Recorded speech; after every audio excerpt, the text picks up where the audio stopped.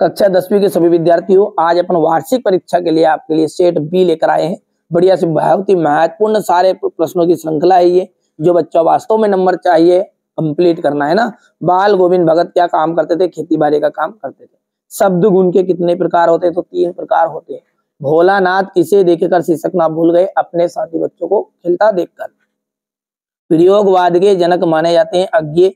सूर सारावली के कवि का क्या नाम है? तो सूरदास जी है। तो चौपाई में कितनी मात्राएं होती है? तो देखिए चौपाई में जो है वो 16 मात्राएं होती है। ठीक है। अर्थ के आधार पर वाक्य के कितने प्रकार होते हैं? तो अर्थ के आधार पर हम बात करें तो वाक्य के 8 प्रकार होंगे। कितने प्रकार? 8।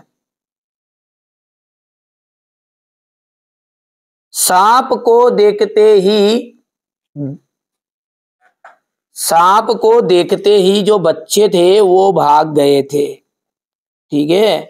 तुलसीदास जो है वो राम भक्ति शाखा के श्रेष्ठ कवि है। कौन सी भक्ति शाखा के? राम भक्ति शाखा के श्रेष्ठ कवि है। महाकाव्य में जीवन का विस्तृत चित्रण होता है, या फिर हम बोल सकते हैं संपूर्ण चित्रण होता है। छंद जो होते हैं वो 2 प्रकार के होते हैं। छंद कितने प्रकार के होते हैं? 2। बाल गोविंद भगत का जो बेटा था वो सुस्त तथा बोधा था। कैसा था? बोधा। चलिए अब आगे देखते हैं। और अब है सही जोड़ी। नाटक सम्राट है जे शंकर प्रसाद। राम वृक्ष बेनीपुरी पिता के फूल। परिणामवाचक का आ जाएगा आपका क्रिया के परिणाम का बोध। हिरोशिमा का आपका जाए रेलगाड़ी पर लिखा हुआ। ठीक है। और वाराणसी उत्तर प्रदेश, ये है आपका जे शंकर प्रसाद का जन्म स्थल। और आवश्यकता से अधिक बढ़ा चढ़ाकर कहना आपका अतिशयोक्ति अलंकार का उदाहरण है। एक से अधिक अर्थ व्यक्त करने वाले शब्दों को हम क्या कहते हैं? उसे कहते हैं अनेकार्थी शब्द।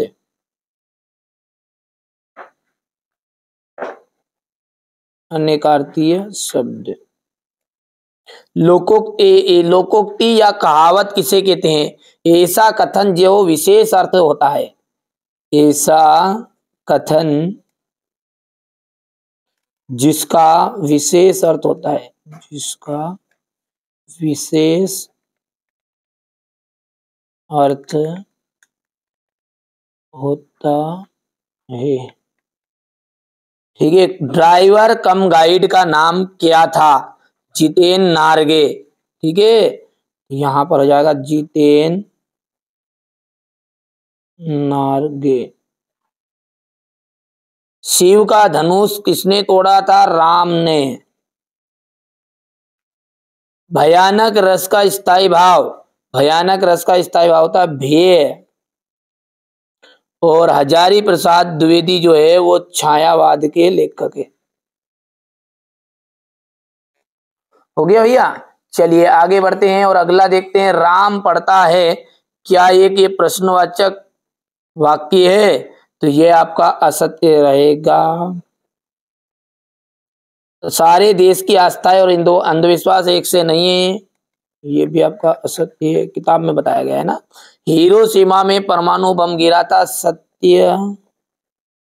ठीक है। निराला बादलों को रिमझिम बरसने के लिए कह रहा है। अरे गज गज के बदलने की बोल रहा हो तो आ जाओ तोड़ ताड़ दो 1-2 डंडा, ये कह रहा था। चौपाई छंद में 24 मात्राएं होती है, तो ये आपका असत्य रहेगा। ठीक है। और ये बाल गोविंद भगत जो ग्रस्त नहीं थे, ये भी आपका असत्य रहने वाला है। चलिए आगे बढ़ते हैं। और अब यहाँ से देखिए ये सारे क्वेश्चन है ना आपको 2 या 3 दिन के अंदर अंदर मिल जाएंगे। यदि आप बाद में वीडियो देख रहे हैं तो जब तक तो डाल चुका होगा, एक बार प्लेलिस्ट को चेकआउट कर लीजिए। बच्चे लिख रहे हैं कोचिंग में, जैसे लिखा जाएगा ना तुरंत आपके लिए यहाँ पर वीडियो बना दूंगा। यहाँ से देखिए राम वृक्ष बेनीपुरी भदंत आनंद कौशल्यान का साहित्य परिचय देना है आपको। मुहावरों का अर्थ लिखकर वाक्य में प्रयोग कीजिएगा। अकल पर पत्थर पड़ना, आग बबूला होना। दशानन का समास विग्रह करिए। लाभ हानि। बच्चे माता पिता के प्रति अपने प्रेम को कैसे अभिव्यक्त करते हैं। प्रकृति के इस अनंत और विराट स्वरूप को देखकर लेखिका कैसी अनुभूति होती है। प्रयोगवादी काव्य की कोई दो विशेषताएं बताइए। रीति काल के दो कवियों के नाम और उनकी एक एक रचनाएं लिखिए। मंगलेश डबराल तथा सूर्यकांत त्रिपाठी निराला की काव्यगत विशेषताएं। ठीक है। लक्ष्मण द्वारा वीर योद्धा के संबंध में बताई गई दो विशेषताएं बताइएगा। कवि के अनुसार फसल क्या है। ठीक है। इसके बाद में यहां से देखते कि आप ये देखिएगा। ठीक है। यहाँ पर चलिए इसके बाद में आगे का देखिए। यहां से देखिए क्वेश्चन नंबर 17 है, ये 18 है, ये आपका 19 है। ठीक है। ये क्वेश्चन नंबर आपका 20। जिन बच्चों को पढ़ना है और जिनको नंबर लाने हैं ना तो वो तो करेंगे कंप्लीट, है ना। अब जिनको भरोसा ही नहीं है भैया उनका कोई उपाय नहीं है ना। यहाँ से देखिए क्वेश्चन नंबर ये 6 है। ये क्वेश्चन नंबर आपका 6 का अथवा है। ये यहाँ पर गांव का सामाजिक संस्कृति का परिवेश हसार चढ़ते ही उल्लास से क्यों भर जाता है, हो गया। ये क्वेश्चन नंबर 7 है। ये इसका अथवा वाला देख लीजिएगा। राम वृक्ष बेनीपुरी, हो गया। ये भाषा शैली, यहाँ से साहित्य में स्थान। इसके बाद में यहाँ से देख सकते हैं आप, हो गया इतना। ये 9वां समास विग्रह। फटाफट स्क्रीनशॉट लेते जाओ क्योंकि समय कम है आपके पास, है ना, फिर याद कब करोगे। ये आपका बच्चे माता पिता के प्रति अपने प्रेम को कैसे अभिव्यक्त करते हैं। ये यहाँ से अथवा है। ये 11वां क्वेश्चन है आपका। ये इसका अथवा है। मंगरेश डबराल का आपका साहित्य परिचय आने वाला है। ठीक है। इस बार करके जाइएगा थोड़ा सा। ये मंगरेश डबराल हो गया है। देखिए बच्चों, है ना, मेरा उद्देश्य क्या है कि आप अच्छे अंक प्राप्त करें, बस आप अच्छे अंक प्राप्त कर लो, यही उद्देश्य है। 6 तरह के पेपर दिए हैं मैंने। यदि 99% बनानी है जिस बच्चे को तो 6 पेपर दे रहे हैं। ठीक है। क्योंकि देखिए भाई साहब, ये रिजल्ट है ना बच्चों का, ये छाती ठोक के कह सकता हूँ कि कोई ये रियल पेपर देख के नहीं बनाया है। खास चीज़ें बताइए, पर हाँ पढ़ो, ऐसी चीज़ें पढ़ो कि जो परीक्षा में आए। अब वो चीज़ें क्यों पढ़ रहे हो, ये आएगी 100%। मैं बता तो रहा हूँ, आपसे कह रहा हूँ, बस खत्म हो गई, सीधी सी बात है। भाषा हो गई है, ये अलंकार हो गया, छंद हो गया है, ये साहित्य में स्थान। सूर्यकांत त्रिपाठी निराला का है अगला। तो ये सूर्यकांत त्रिपाठी निराला की रचनाएं देख सकते हैं। अनामिका, परिमल, गीतिका, कुकुरमुत्ता। भाव पक्ष देखिए इनका। ठीक है भैया। कला पक्ष और साहित्य में स्थान भी करके जाइएगा। लक्ष्मण के द्वारा वीर योद्धा के संबंध में बताई गई दो विशेषताएं बताइए। तो वीर कभी भी वीरता का बखान नहीं करते। ठीक है। योद्धा कभी भी विनम्र और धैर्यवान होते हैं, वो कभी भी अभिमान नहीं करते हैं। ठीक है भैया। कवि के अनुसार फसल क्या है। इसके बाद में होली के आसपास प्रकृति में जो परिवर्तन दिखाई देते उन्हें लिखिए। इसके बाद में यहाँ से देखिए कविता का शीर्षक उत्साह क्यों रखा गया है। पाठ्य मुक्तक और गेय मुक्तक में अंतर। वीर रस का स्थायी भाव बताइएगा। वीर रस का परिभाषा उदाहरण सहित।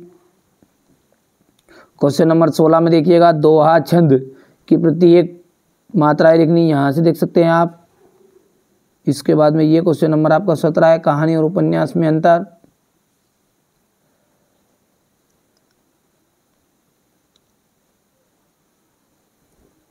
यहाँ से क्वेश्चन नंबर 18 देखिएगा, स्क्रीनशॉट लेते जाओ यार। अब तो है ना भैया, समय कम है, अब इसमें क्या समझाएं, क्या आपको पढ़ाएं। पहले मैंने बहुत पढ़ाया, बहुत समझाया, विषय आपको समझ में नहीं आई। बहुत सारे बच्चों को रियल पेपर चाहिए ना, तो लो रियल पेपर और जाके परीक्षा में मिलान कर लेना। ठीक है। किसी के पास भी रियल नहीं है मेरे भाई, बार बार कह रहा हूँ मैं, अभी भी मौका है, सुधर जाओ। पछताओगे नहीं तो हाथ पे हाथ धर के वहाँ पर रोना पड़ेगा। जो छाती ठोक के कह रहे ना, हाँ रियल पेपर तो हमारे पास आएगा ही सही, आएगा ही सही, हम फेसबुक पे दे देंगे, तो हम टेलीग्राम पे दे देंगे ना, वहाँ दे देंगे ना, वहाँ दे देंगे। किसी के पास कुछ नहीं आना, तुम्हारा बाप लगता वहाँ पे बैठा है, दे देगा पेपर तुम्हें। ये देखो।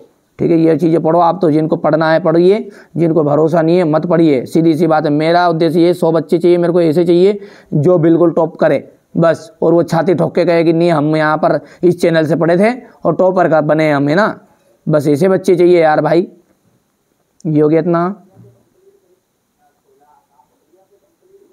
जहाँ से लखन कहा हंसी हमरे जाना, सुनऊ देव सब धनुष समाना। लखन जो है ना वो हंसकर कह रहे हैं कि हमें तो सब धनुष प्रिय है, अप्रिय, दोनों सब धनुष हमारे लिए एक समान है ना।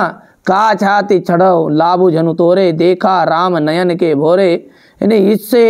इससे आपकी ऐसी कौन सी प्रीति है कि गुरुवर आप हम पे बड़ा क्रोध हो रहे हो। तो ये देखिएगा यहाँ से संदर्भ प्रसंग है ये। लक्ष्मण जी परशुराम को मुस्कुराते हुए कहते कि हे देव, हमारे लिए छोटे बड़े सभी धनुष समान है, ये पुराना धनुष है, इसको राम जी ने इसे नया समझ कर देखा था तो यहाँ छूते ही टूट गया।